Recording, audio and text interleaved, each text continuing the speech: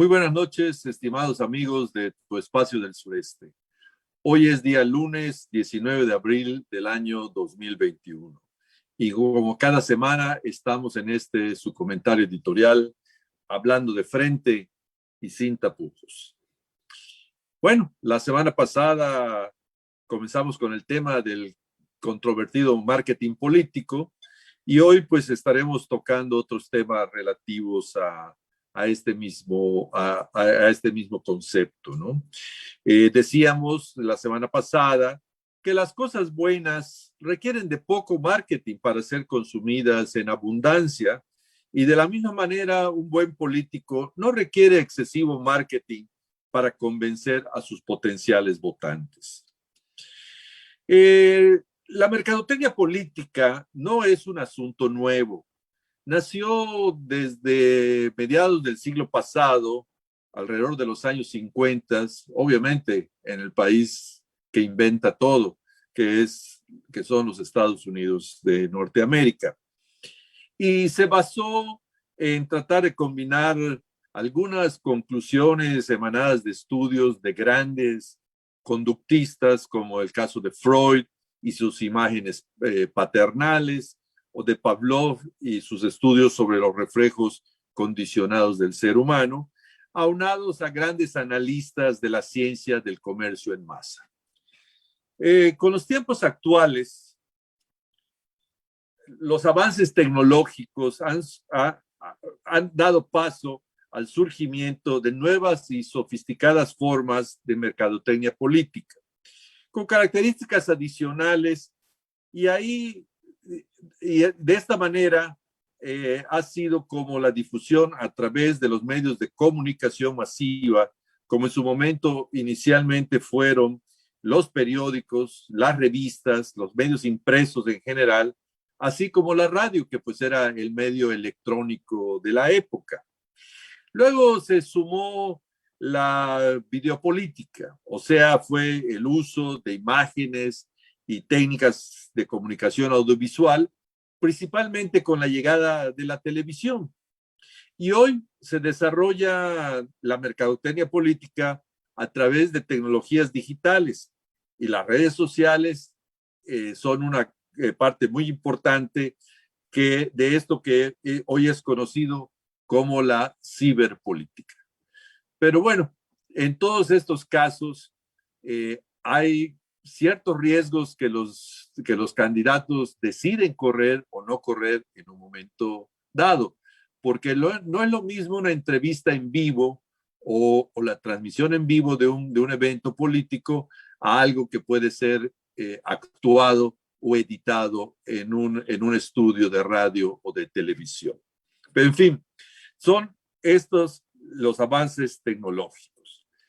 Las campañas políticas, bueno, principalmente tienen tres elementos fundamentales. Uno es el mensaje que se trata de dar a través de una palabra o de una frase corta, también conocido como eslogan de campaña, que los candidatos pues hoy han, pues no sé, roto todo tipo de paradigmas en la creatividad de estos eslogans, que normalmente van en base al futuro, para un futuro mejor, por una familia unida, por un mejor país, etcétera, ¿no? Todo esto es parte del mensaje con el cual el candidato trata de ser identificado.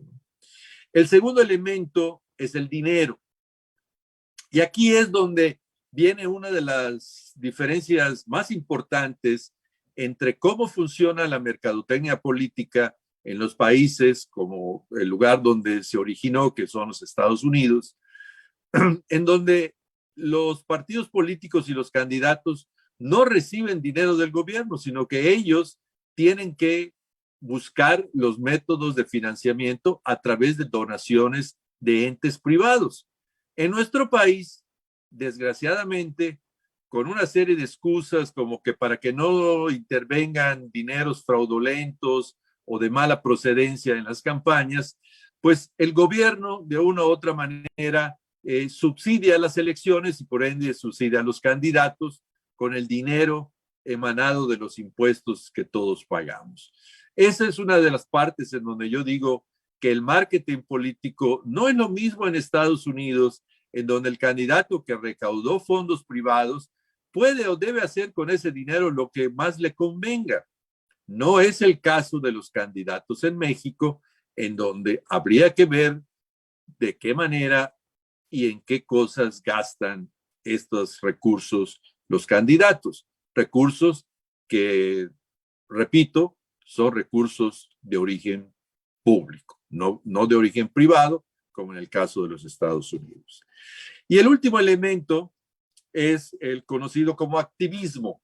O sea, es el hecho de contar con gentes, con cierto capital humano, dispuesto a servir como infantería de campaña. O sea, son aquellos que salen a acompañar al candidato y que le echan porras y que están de una u otra manera tratando de que el mensaje de ese candidato y su promoción pues corra a través de los oídos de más gente en el menor tiempo posible, ¿no?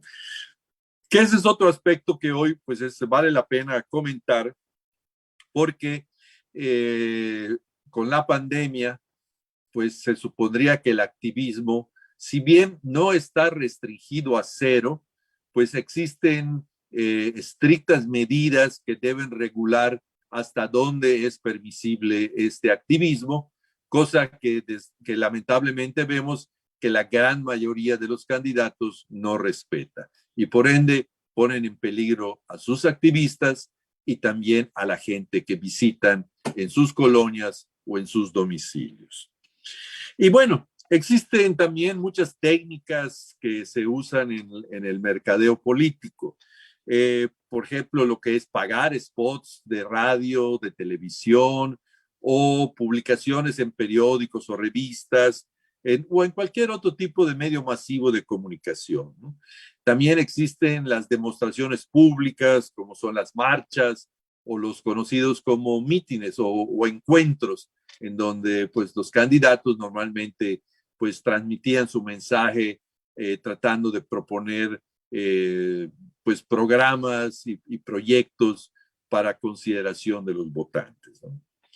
Estas apariciones públicas muchas veces se complementan con caminatas, campañas públicas tocando puertas, buscando de alguna u otra manera la cercanía con el votante, el diálogo y el intercambio de opiniones con el votante. También el volanteo, o sea, como muchos otros productos que se venden a través de volanteo, pues bueno, los candidatos también hacen su propaganda en pequeños volantes y los tratan de repartir de diferentes maneras. También pues se usan otros métodos, algunos ya un poco en desuso, como es el correo. Tal vez hoy se use más el correo electrónico, en el cual si un candidato tiene acceso a tu correo electrónico, pues te va a bombardear con todo tipo de información o cualquier tipo de, pues de alguna manera, cuestiones que lo promuevan a él como la mejor opción para tu voto, ¿no?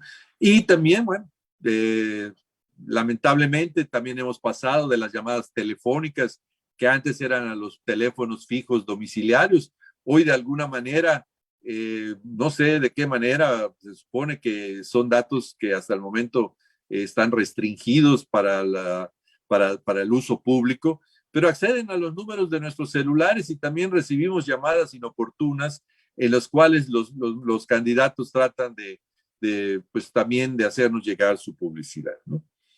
Pero una técnica que no puede fallar en las campañas es la conocida como la política negativa.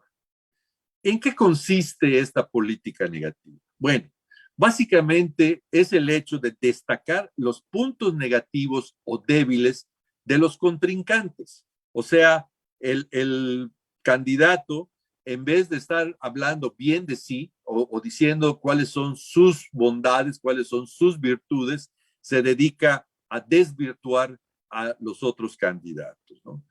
Y en esta última técnica, nuestra política vernácula mexicana, yo creo que se lleva los máximos honores. Aparentemente porque es la que más vende o de una u otra manera es la que mantiene más entretenidos o enardecidos a las multitudes y a los votantes.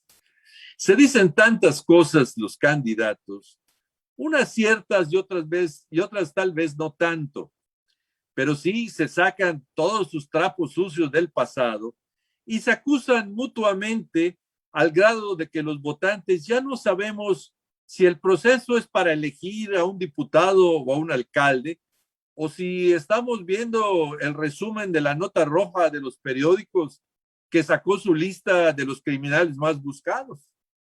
En fin, muchas veces los candidatos se ponen de acuerdo y firman pactos no escritos de no agresión, pero pues en momentos de desesperación se dan hasta con la cubeta, como se dice comúnmente, y mientras la población se debate entre si reír o llorar, o simplemente mejor pensar en ni siquiera votar, y de ahí es donde nace la fuerza política más grande de nuestro país, que es, lamentablemente, el abstencionismo.